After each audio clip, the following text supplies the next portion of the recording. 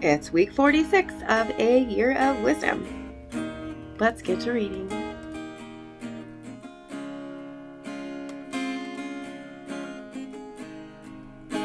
Day 320. Job 19 and 20. Job responded, saying, "How long will you torment my soul and crush me with words? 10 times now you have reproached me. You attack me shamelessly. But even if it is true that I have erred, my error remains with me.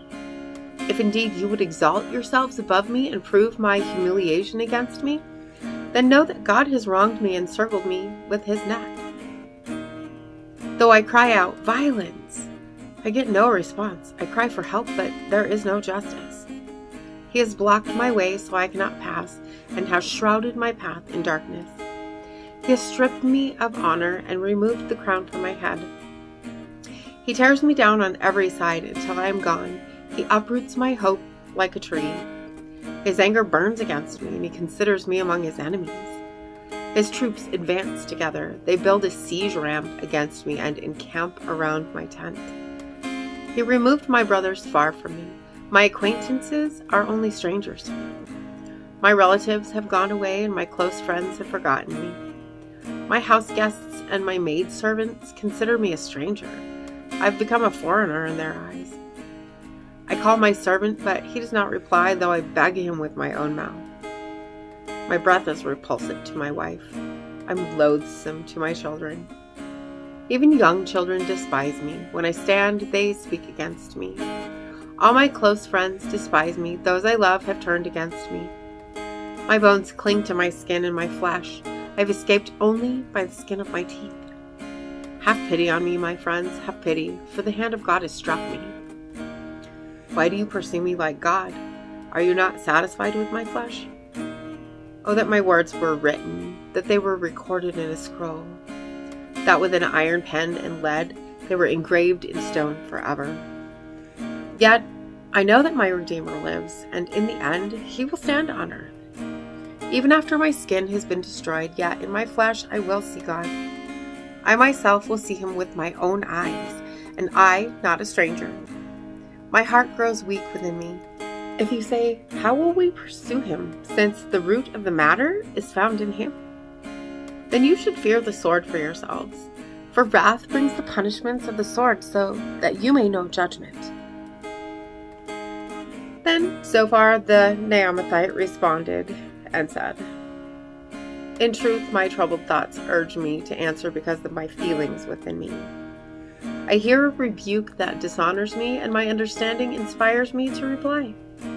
Do you not know that it has been from old, since mankind was put on earth, that the triumph of the wicked is short, and the joy of the godless is but for a moment?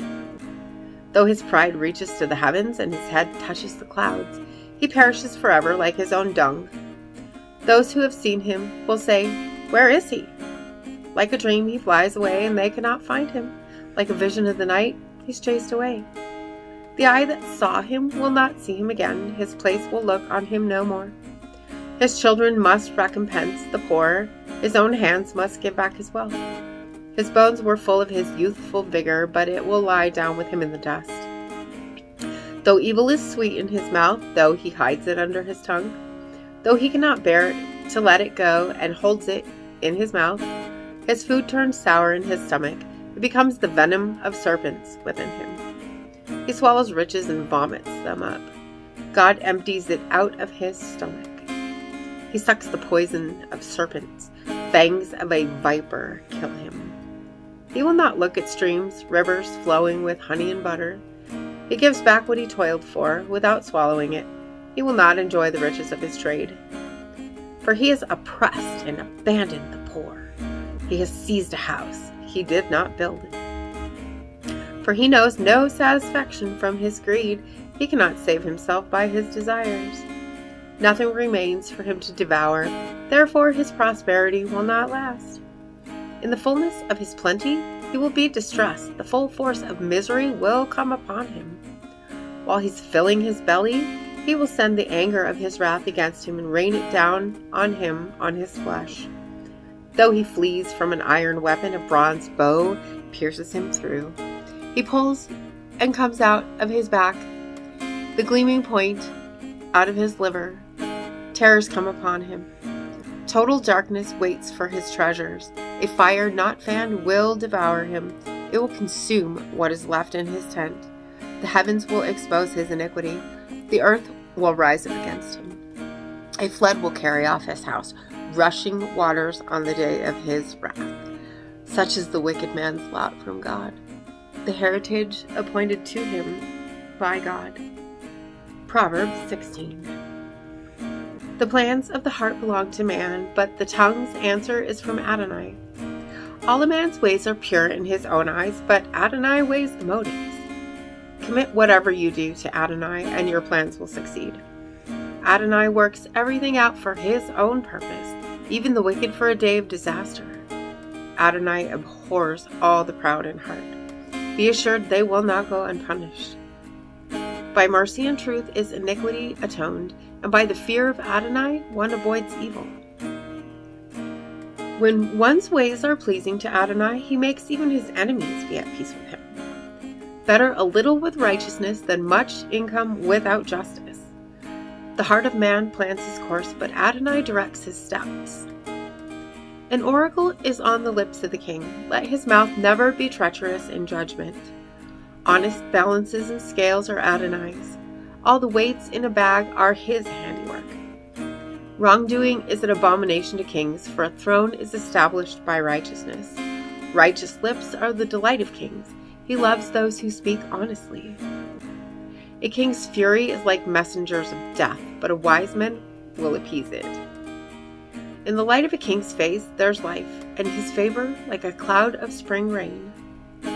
How much better to get wisdom than gold, to choose understanding rather than silver. The highway of the upright avoids evil. He who guards his way protects his life. Pride goes before destruction, and a haughty spirit before a fall. Better to be lowly in spirit with the afflicted than to share the spoil with the proud. One prudent in a matter will find good. Blessed is the one who trusts in Adonai.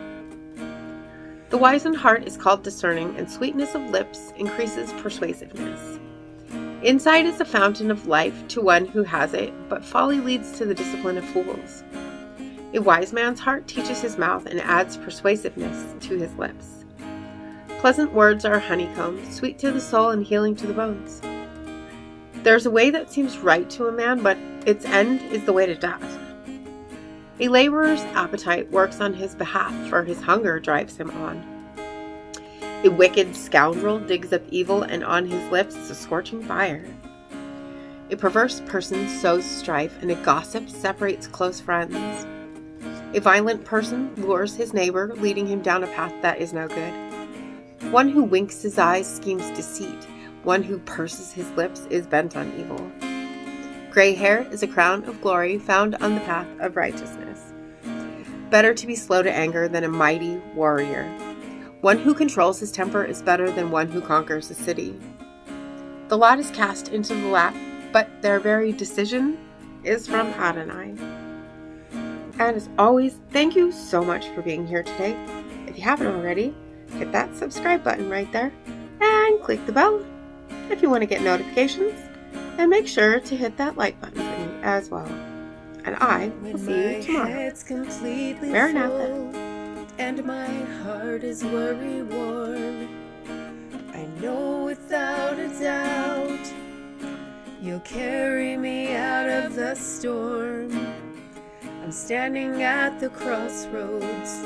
I'm lost without a clue. I need a big pink neon sign to show me what to do. I thank you, Lord. It glorifies you when you're the only answer. I praise you, Lord, for holding what's too much for me. And I'm amazed by you, Lord, because nothing's too big and nothing's too small to lay at your feet.